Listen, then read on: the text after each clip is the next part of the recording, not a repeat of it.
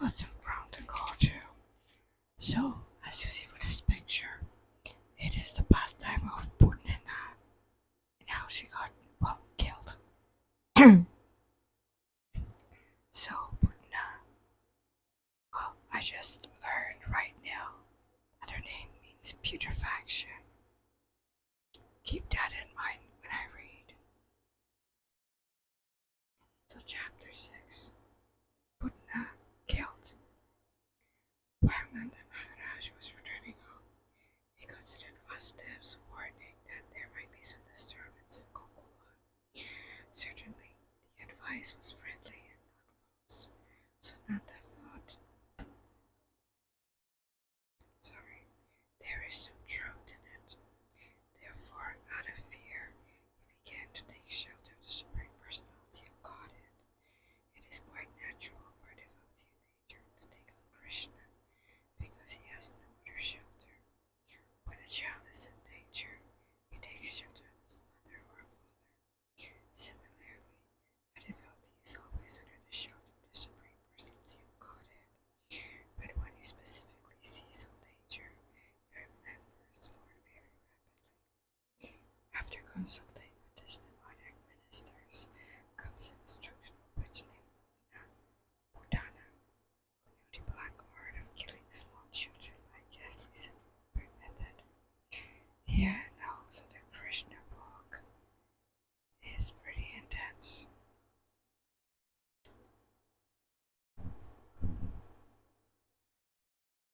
To kill all kind of children in the cities, villages, and pasturing ground. Such witches can play their black art, only there is no chanting or hearing the name of Krishna. So yes, witches and evil spirits do exist. You won't even know it, so better chant Hare Krishna and pray to God and nobody will hurt your kids. Also, in the animation Krishna Orcons, it's a beautiful movie, by the way, you should watch it. It's also a bit of fan service if you're into that. But Putana, when she met with Kamsa, and he told her, go kill all of those babies. Go kill baby Krishna. Putana's like, just one baby. Oh, Kamsa. One baby is just not worth two baby, 3, 5, 10, 20, 50, then I'm starting to feel real pleasure. But give me like thousands and tens of thousands, then I feel another or something along those lines. She was a real nasty piece of work, and to our material senses absolutely irredeemable.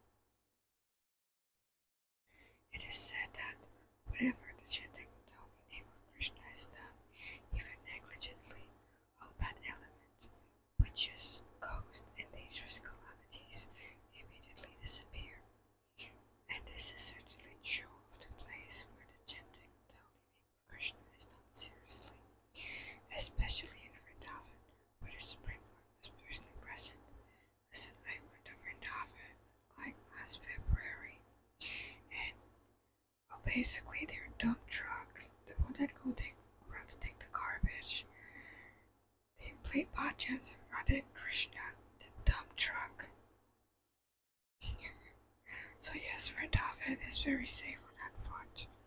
Sometimes ghosts do sneak in, but they usually find their way out. Therefore, the doubt of Nanda Maharaj were certainly based on affection for Krishna. Actually, there was no danger from the activities of Putana, despite her power, but witches are called Kechari. Such witches are called Kechari, which means that they can fly in the sky. Sorry, this black art of witchcraft is still practiced by some women in the western side of India. Yes, magic does exist. Yes, there are people who can pull feet of magic to practice. One of our Acharya movement, I believe it was a Swan,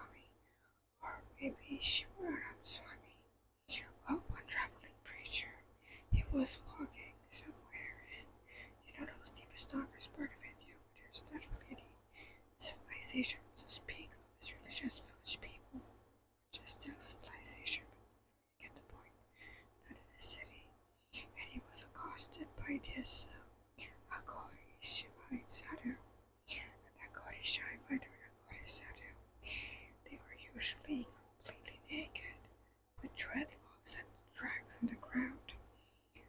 They are covered in filth like ashes from a funeral pyre, and their stool and animal stools, and in their hair, and sometimes in their mouth, they have bones, either animal or human. Those Agorisade or Shivites, they were Orthodox Shivites, and they say that filth is not something to be pushed away or be afraid of, because children are just not afraid of it, so why should they? Especially when they learn right from wrongs. So basically they absorb filth and nastiness and impurities. This also makes them powerful mystical healers. So this one Akori said who came in from the spiritual master. It is an actual story, by the way, I'm not making that up. And he just made this weird sucking noise, or this weird noise with his mouth. And then obviously this one discussed with others, like, okay, what's going on with me? Today I got cursed. Then he said in perfect English, well, in English, you were fated to die for a terrible illness. I took this illness in my body. Then he left. Yeah, so when you go traveling to those places, just be careful. But just so you know that people can have those powers even nowadays in this era of doubt and so-called science, which, by the way, science is alchemy. It's in the name. Okay.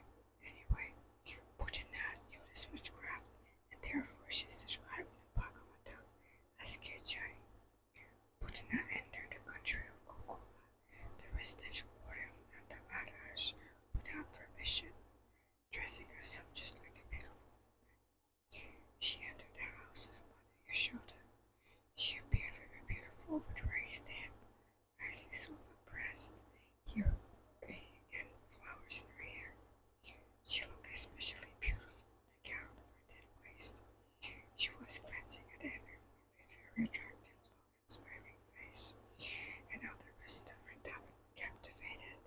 The innocent, coward woman thought that she was a goddess of fortune, appearing in Vrindavan with a lotus flower in her hand. It seemed to them that she had personally come to see Krishna, who is her husband. Because of her exquisite beauty, no one checked her movement, and therefore she fully entered the house of Nanda Maharaj. Putana, the killer of many, many children, found baby Krishna lying on a small bed, and she could at once perceive that the baby was hiding his unparalleled potencies, which resembled fire covered by ashes. Putana thought, this child is so powerful that he can destroy the whole universe immediately. Yeah. Putana's understanding is very significant. The Supreme Personality of Godhead, Krishna, is situated in everyone's heart. It is stated in the Bhagavad Gita that he gives one necessary intelligence, and he also causes one to forget. Verse 15:15, Bhagavad Gita. Putana was immediately aware that the child whom she was observing in the house of Maharaj was the Supreme Personality of Godhead himself. He was lying there as a small baby, but that does not mean he was less powerful. The materialistic theory that God worship is anthropomorphic is not correct. No living beings can become God by undergoing meditation or austerities. God is always God. Krishna as a baby is as complete as he is as a fully fledged youth. The Mayavad theory holds that the living entities were formerly God, but has now become overrun by the influence of Maya. Therefore, the Mayavadi says that presently he is not God, but when the influence of Maya is taken away, he will again become God. This theory cannot be applied to the minute living entities. The living entities are minute parts and cells of the Supreme Personality of Godhead. They are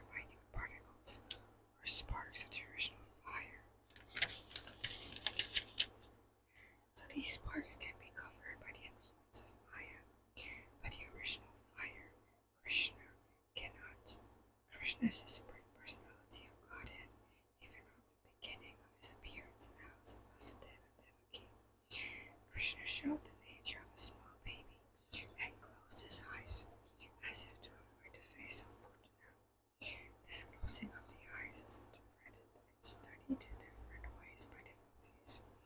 Some say that Krishna closed his eyes because he did not like to see the face of Putana, who had killed so many children, and who had now come to kill him. Others says that Putana hesitated to take the baby on her lap because something extraordinary was being dictated from within, and that in order to give her his servants, Krishna closed his eyes so she would not be frightened. And yet others interpret this way. Krishna appeared in order to kill the demons and give protection to the devotees, as stated in the Bhagavad Gita. Paritranaya sadhunam vinasaya chatuskrita. The first demon to be killed was a woman. According to Vedic rules, the killing of a woman, a brahmana, cows, or a child is strictly prohibited. Krishna was obliged to kill the demon Putana, and because the killing of a woman is prohibited according to Vedic Shastra, he could not help but close his eyes. Another interpretation is that Krishna closed his eyes because he simply took Putana to be his nurse. Putana came to Krishna just to offer a breast for the lords to suck.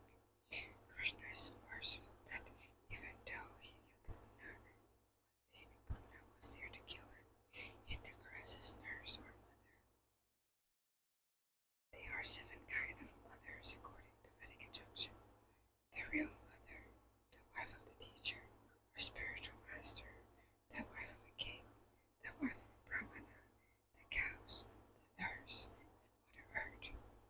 Okay, so about the cow. They used to be this one delivery van with the cow just being very sassy and saying, "Not your mom, not your milk." Well, it says in ancient Vedic scripture that a cow is our mom, you're our mother. So what are you doing eating your own mother and stealing her milk and, killing her calf brothers and sisters? And then we're wondering why the world's getting so bad.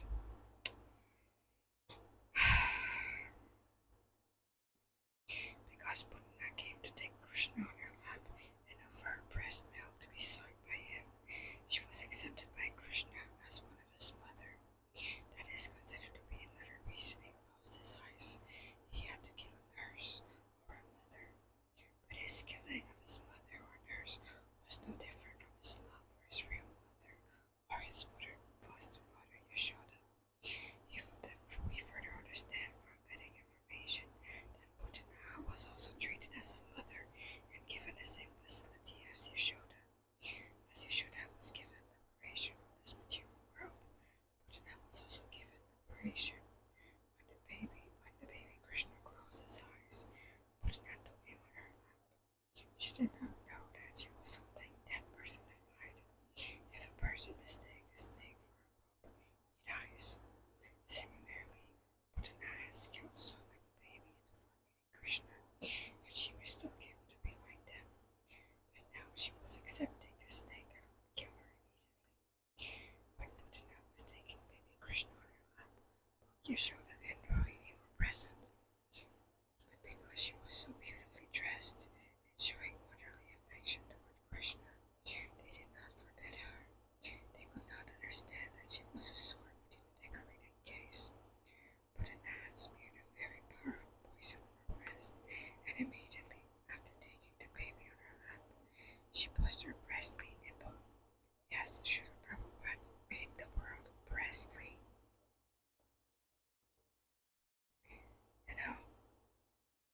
Only Prabhupada could do that. Or perhaps this is just old English, I don't know. I'm just a craven North American, rarely their devotee. She was hoping that as soon as he would suck her breast, he would die. But baby Krishna very quickly took the nipple in anger. He sucked the milk poison along with the life of the demon. In other words, Krishna simultaneously sucked the milk on her breast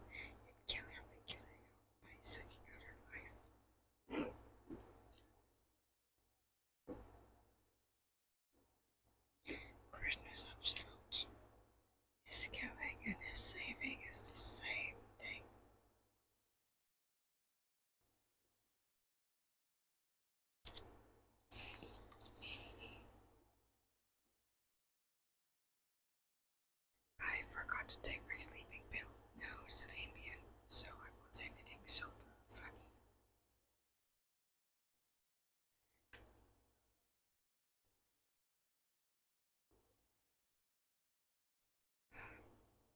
Krishna is so merciful that because the demon Putana came to offer breast milk to him, he fulfilled her desire and accepted her activity as motherly. But to stop her from further nefarious activities, he immediately killed her. And because the demon was killed by Krishna, she got liberation. As Krishna pressed her breast extremely hard and sucked out her very breath, Putana fell down to the ground, spread her arms and legs, and began to cry, "Oh, child, leave me, leave me." She was crying loudly and perspiring, and her whole body became wet.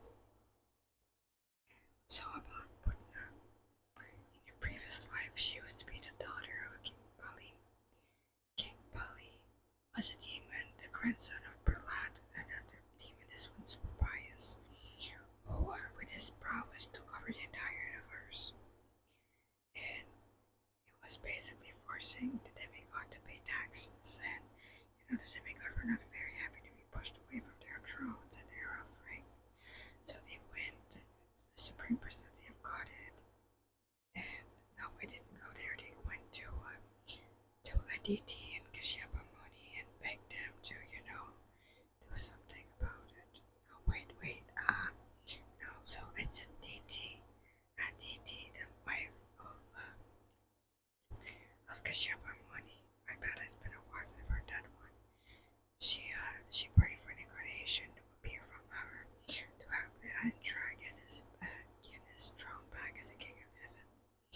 And out came Vamanadev, the dwarf incarnation that's small enough to cover the entire universe with 3 steps. You can always find this pastime online. We're not hiding this one.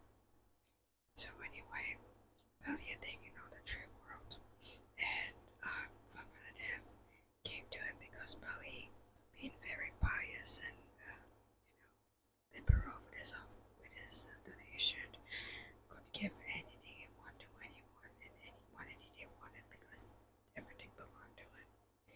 So Vamanadev came to him and he asked, "Hey, I'm asking for donation. Okay, how much you want?" "Oh, just 3 steps of land." Mind you, he's a dwarf. He's like 3 feet tall.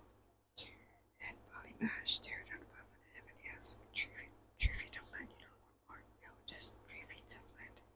"Alright, just take whatever 3 feet of land you want." Not 3 feet or 3 steps. So Vamanadev took this ginormous, universally sized form, and then stretched his foot as high as he could. No, not physical limitation, just universal limitation to this one, and then poked out to this covering of the universe, and out came the Ganges. And then, with the first foot he took over, he stepped over the entire planet Earth, and with the second foot he covered the entire universe and pierced the covering of the universe with his big tail, causing the coastal ocean, the coastal water to drip inside this universe, making the Ganges. So when all this was happening the first time, Bali Maharaj's daughter saw Vamanadev. Basically, Vamanadev is a chibi, a cute and adorable chibi god with just a warm 2-leg, golden skin, golden hair, wearing a deer skin and carrying an umbrella and a baking pot. Very adorable. And his god and other Vaishnav sect, we like to dress, young brahmachari and treat him as god for the whole day. Because he's representing God, he's not God. I mean, come on. So basically, she's like, "Oh, I wish I could be my child so I could feed him and cuddle with him." But then when Vamanadev goes at the end, the 3rd step, he put it on Bali Maharaj's head, thus taking Bali Maharaj. Basically, he took Bali Maharaj completely, meaning that he had nothing more. The richest man became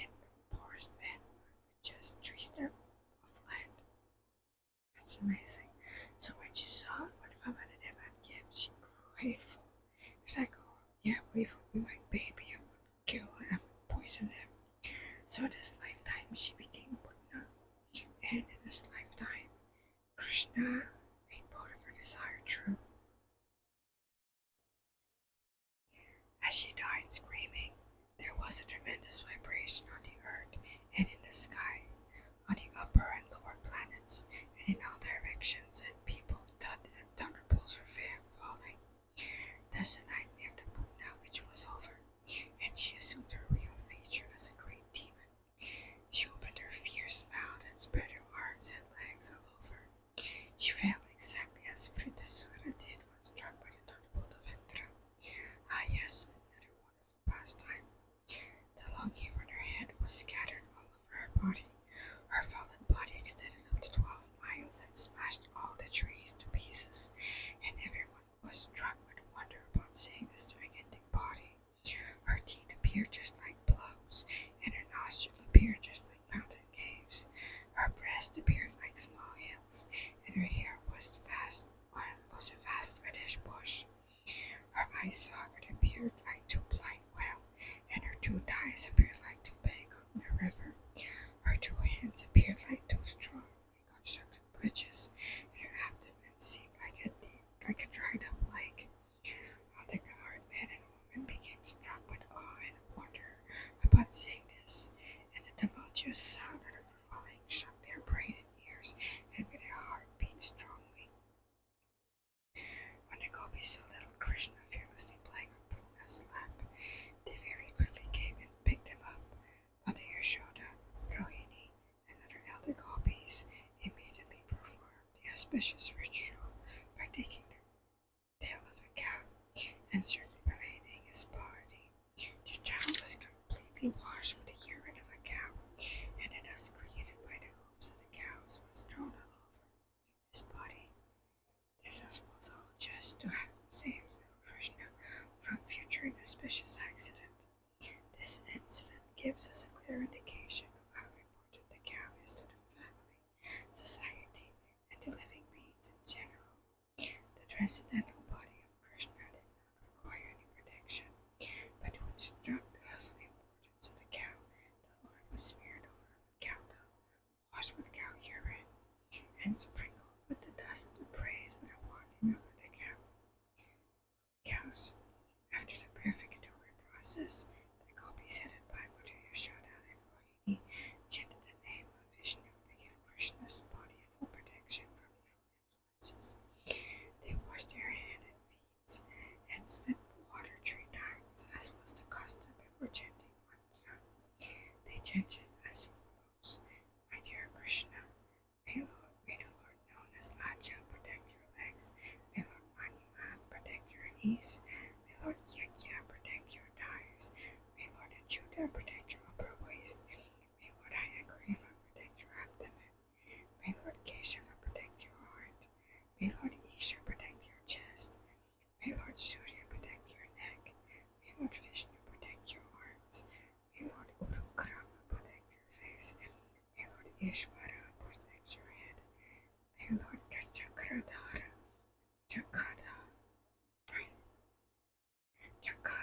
protect your front.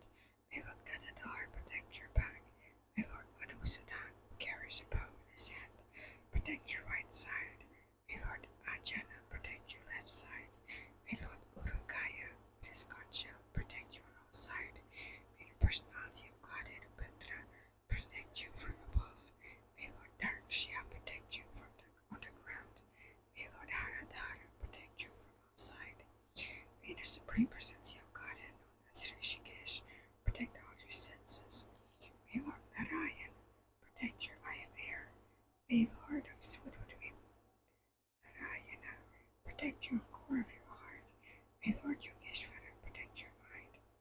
May Lord Krishnakarma protect your intelligence. And may the Supreme Personality of Godhead protect your soul. While you are playing, may Lord Govinda protect you from all sides. When you are sleeping, may Lord Madhava protect you from all danger. When you are walking, may Lord of Vaikuntha protect you from falling down. When you are sitting, may Lord Narayana give you all protection. And while you are eating, may the Lord of all sacrifice give you protection. So about Krishna. They're basically praying to the baby they are trying to protect for some protection. God, I love the Ten Countdown. Thus, Mother Yashoda chanted different names of Vishnu to protect child Krishna's different bodily part.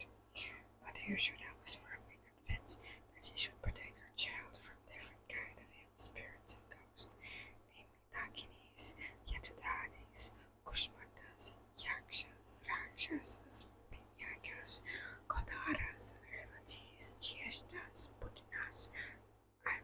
Putanas, I think those are zombies. Yeah, because it said Putana means beautified. Matrikas, Unmaras, and similar other evil spirit, or who causes person to forget their own existence and give trouble to the life air and the senses. Sometimes they appear in dreams and cause much perturbation. Sometimes they appear as old women and suck the blood of all small children.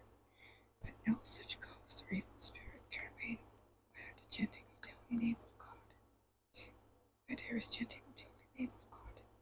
But the Yashoda was firmly convinced of the Vedic injunction about the importance of the cows and the holy name of Vishnu. Therefore, she took all shelter of the cows in the name of Vishnu, just to protect her child Krishna. She recited all the holy names of Vishnu so that she might save the child. Vedic culture has taken advantage of keeping cows and chanting the holy name of Vishnu since the beginning of history, and persons who are still following the Vedic ways, especially the householders, keep at least 1 dozen cows and worship the deity of Lord Vishnu, who is installed in their house. Persons who are advancing in Krishna consciousness should take instruction from this pastime. He's also very much interested in cows and the holy name of Vishnu. The older gopis of Vrindavan were so absorbed in affection for Krishna that they wanted to save him, although there was no need to, for he had already protected himself. They could not understand that Krishna was the Supreme Personality of Godhead playing as a child. After performing the formalities to protect the child, Mother Yashoda took Krishna and let him suck her breast. When the child was protected by Vishnu mantra, Mother Yashoda felt that he was safe. Also about that, Krishna just drank the spoiled milk of a poisonous toxic child-killing witch named putrefaction. I think he just really needed a palate cleanser, and Mother Yashoda provided. Because Mother Yashoda's breast milk, that's basically the condensed form of maternal love. It's not made out of blood. And even if it was, she would just drink from the purest thing because she loves her baby so much. She loves Krishna, but she doesn't even know that he's God. We'll read later about how Krishna showed his divinity to his mother, and then immediately retracted that because he just wanted to be loved like a baby. In the meantime, all the cowherd men who had gone to Mathura to pay tax returned home and were struck with wonder at seeing the gigantic dead body of Putana. And the Maharaja recalled the prophecy of Vasudev and considered him a great sage and mystic yogi. Otherwise, how could he have foretold the incident that happened during the absence from Vrindavan? After this, omnipresent Raja cut the giant body of Putana into pieces and piled it up with wood for burning. When all the limbs of Putana's body were burning, the smoke emanating from the fire created the cruel aroma of Guru. This aroma was due to being killed by Krishna. This means that the demon Putana was washed of all her sinful activities and attained the celestial body. Here is an example of how the Supreme Personality of Godhead is all good. Putana came to kill Krishna, but because he sucked her milk, she was immediately purified, and her dead body attained transcendental quality. Her only business was to kill small children. She was only fond of blood, but in spite of being envious of Krishna, she attained salvation because she gave her milk to him to drink. So what can be said of those who are affectionate to Krishna and the relationship of mother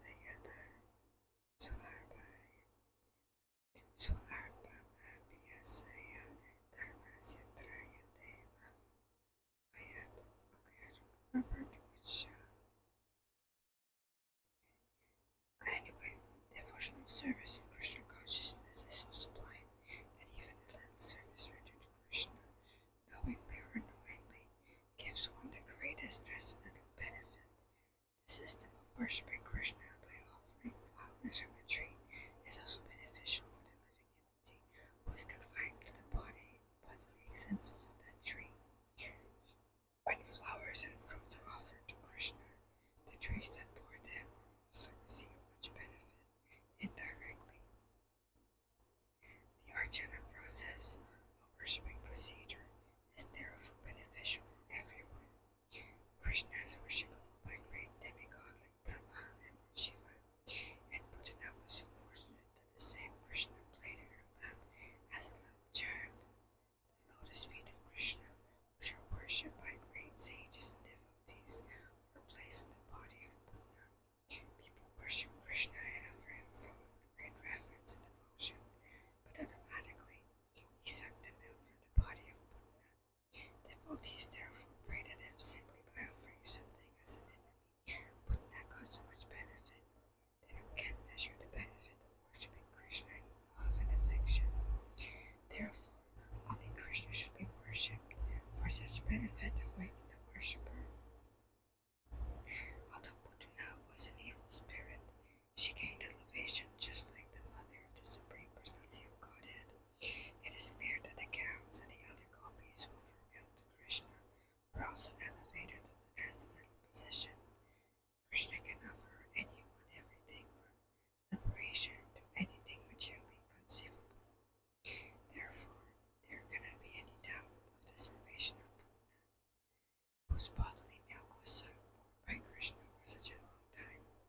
And how can there be any doubt about the salvation of the gopis, who were so fond of Krishna? Undoubtedly, all the gopis, cowherd boys, cows, and everyone else who served Krishna in Vrindavan with love and affection were liberated from the miserable condition of material existence. When all the inhabitants of Vrindavan smelled the good aroma from the smoke of the burning Putana, they inquired from each other, where is such good fragrance coming from? And while conversing, they came to understand that it was the fumes from the burning Putana. They were very fond of Krishna, and as soon as they heard that the demon Putana had been killed by Krishna, they offered blessing to the little child and affection. After the burning of Putana, Nanda Maharaj came home and immediately took up the child on his lap and began to smell his head. In this way, he was quite satisfied that his little child was saved from the great calamity. Srila Sukadeva Goswami was given a blessing to all persons who hear the narration of the killing of Putana by Krishna. They will surely attain the favor of Govinda. Thus end the Bhaktivedanta purport of the 6th chapter of Krishna, Putana Killed.